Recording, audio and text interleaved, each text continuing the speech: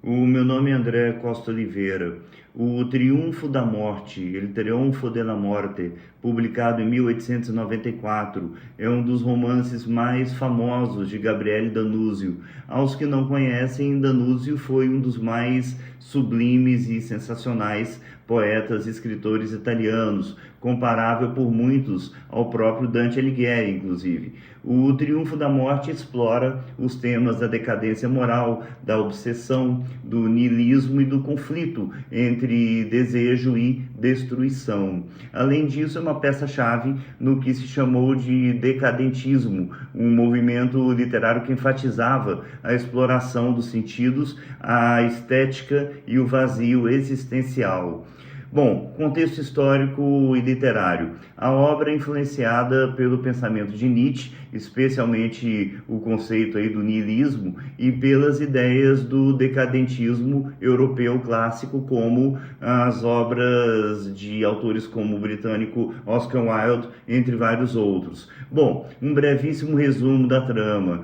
O protagonista, Giorgio Aurispa, é um homem atormentado, dividido entre sua busca por sentido e a sensação de desespero existencial. Ele deixa então a cidade de Roma e retorna à sua cidade natal, um vilarejo em Abruzzo, em busca de isolamento e de paz. No entanto, sua fuga não lhe traz o alívio esperado, já que ele continua a se sentir aprisionado por suas angústias internas. Sobre esse aspecto em especial, D'Annunzio, brilhantemente e bem ao estilo dele, utiliza descrições vívidas e detalhadas das paisagens italianas do vilarejo de Abruzzo e que se tornam, ao decorrer da trama, uma extensão metafórica dos conflitos internos do próprio Giorgio.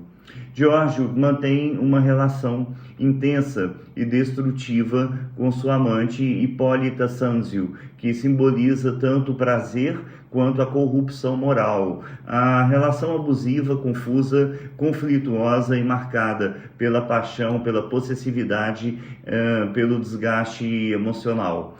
Giorgio oscila entre o desejo de se entregar completamente à sensualidade, ao que é carnal, e de outro lado a sensação de culpa e repulsa pela decadência que ele enxerga em si mesmo. E essa é a temática mais importante do livro, como vocês vão ver. Ou seja, Giorgio vive um profundo conflito espiritual e psicológico. Ele sente que está preso entre a necessidade de transcendência e o vazio de sua existência. E é nesse exato ponto que o nosso personagem principal passa a considerar a ideia do suicídio como uma forma de escapar da sua dor intensa. Já no clímax da narrativa, Giorgio decide que a única solução para sua crise existencial é o triunfo da morte, o que dá nome ao livro. Ele leva Hipólita até um penhasco e, num ato de desespero, joga-se com ela no abismo, buscando aniquilar tanto a sua dor quanto a sua relação com o mundo. Então, recapitulando, quais são os temas principais que a gente tira dessa obra? Primeiro, decadentismo e niilismo. E por quê, gente? Porque, primeiro, a nossa obra reflete o pessimismo típico do decadentismo, mostrando a fragilidade da condição humana e a falta de sentido na vida moderna. E segundo, porque Giorgio é o arquétipo perfeito do homem niilista, incapaz de encontrar propósito e consumido por suas próprias contradições. Giorgio é atraído pelo conceito de um ideal superior, mas está preso eternamente à realidade de sua fraqueza e de sua decadência moral.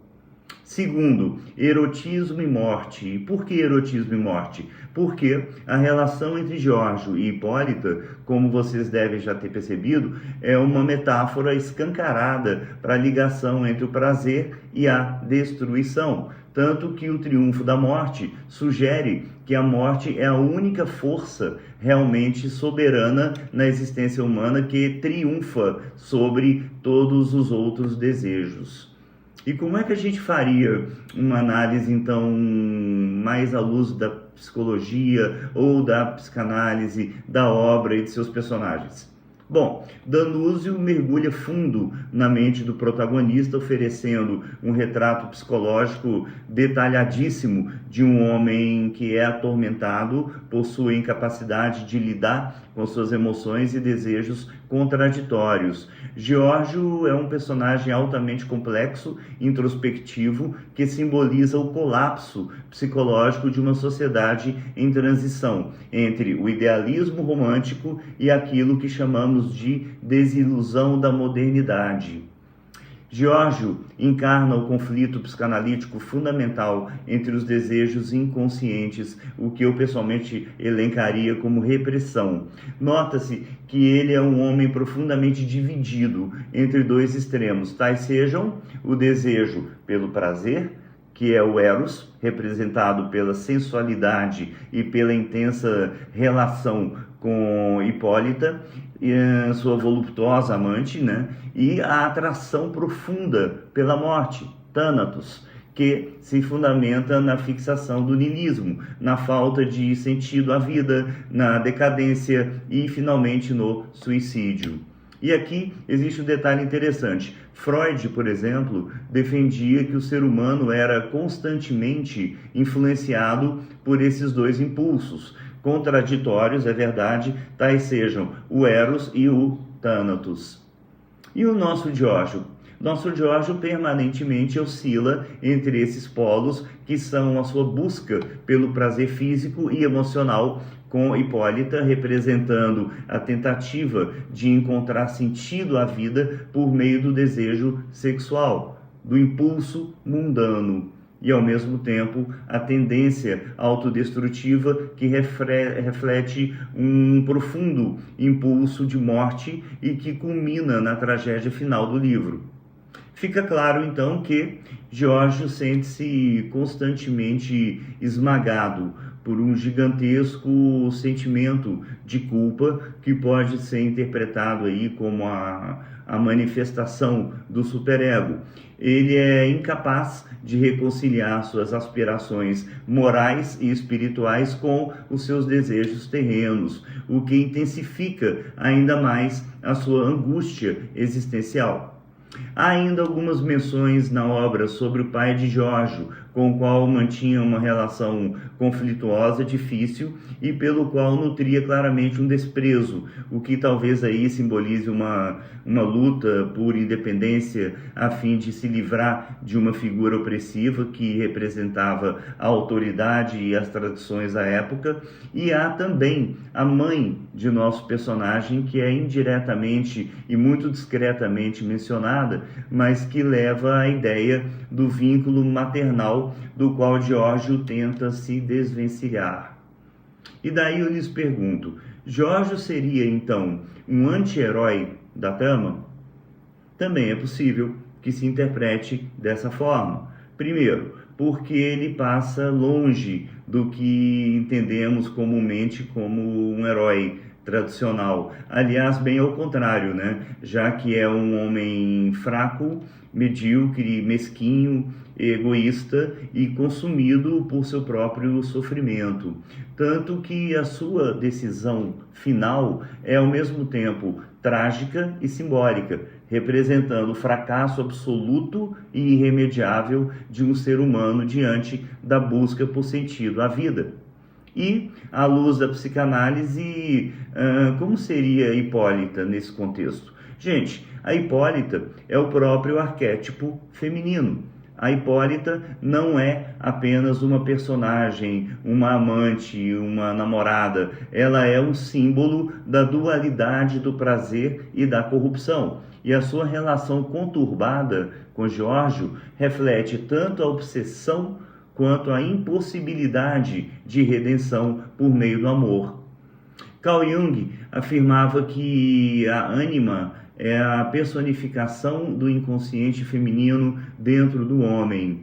E então, se nós levarmos para esse lado especificamente, a Hipólita é vista como a ânima de Giorgio, porém com um problema grave, aliás, vários problemas graves. Uma ânima que não o eleva, que o aprisiona a desejos terrenos, vulgares, simbolizando a sensualidade e a corrupção.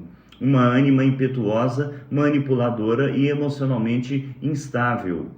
Lembre-se que a relação entre Giorgio e Hipólita apresenta características de uma interdependência emocional doentia e volátil, típica situação com a qual psiquiatras, terapeutas, psicólogos lidam quase que diariamente. Voltando ao Giorgio vê Hipólita tanto como uma fonte de prazer, quanto como um símbolo de sua ruína, ao mesmo tempo que a sua obsessão por ela reflete a busca por um amor absoluto, mas também a incapacidade de suportar a autonomia do outro, a autonomia da outra pessoa. O que vem a confirmar que O Triunfo da Morte, de Gabriele D'Annunzio, revela ao leitor uma obra profundamente rica em simbolismo, especialmente no que diz respeito aos conceitos do Eros, instinto de vida, e de Thanatos, instinto de morte, que eu mencionei há pouco.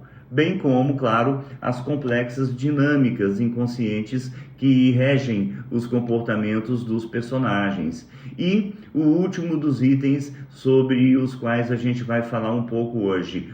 Bom, sobre suicídio, o ponto alto do livro, o ato de suposta loucura ao qual Giorgio se submete como a expressão mais obscura de seu próprio inconsciente.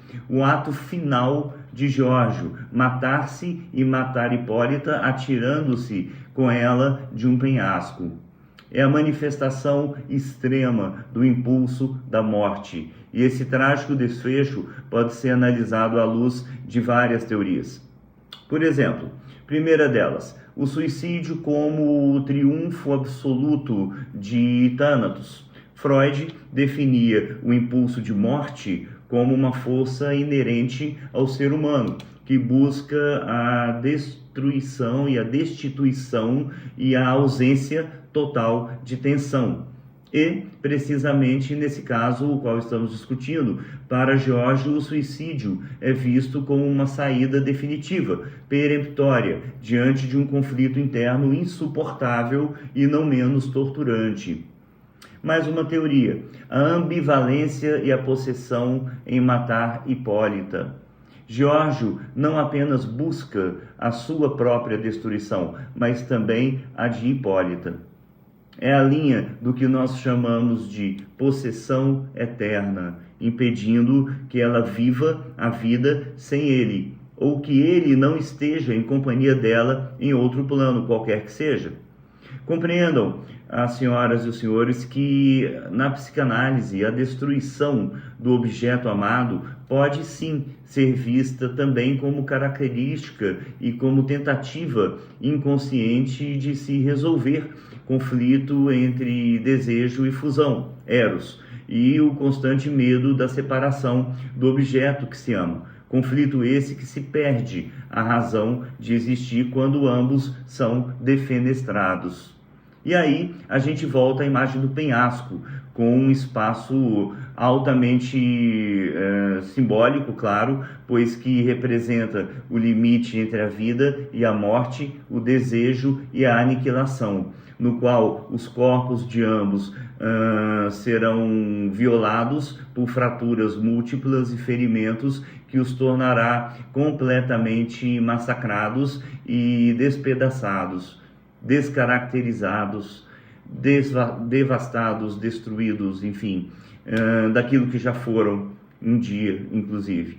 Bom, se avaliarmos esse suicídio com os olhos de Carl Jung, haverá também uma terceira teoria. Segundo Jung, o ser humano busca individuação, que muito resumidamente é o equilíbrio entre as diferentes partes da psique. E o nosso Giorgio falha grandemente nesse processo, uma vez que ele não consegue integrar suas sombras, os impulsos destrutivos, nem equilibrar o Eros e o Thanatos. E Hipólita, como ânima, não leva à individuação, mas sim à fragmentação absoluta, como eu já disse.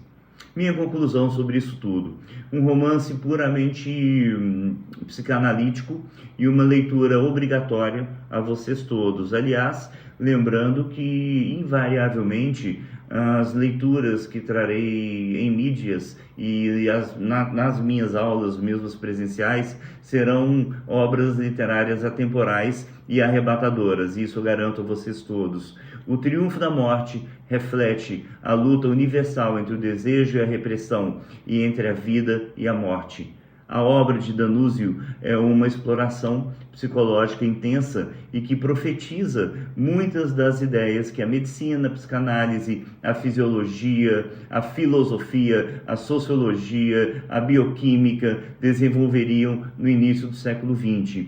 O romance não apenas expõe com precisão cirúrgica a decadência moral e espiritual do seu protagonista, mas também nos oferece uma reflexão sobre os abismos da mente humana e a incapacidade de reconciliar impulsos contraditórios que habitam o nosso inconsciente. Abraço.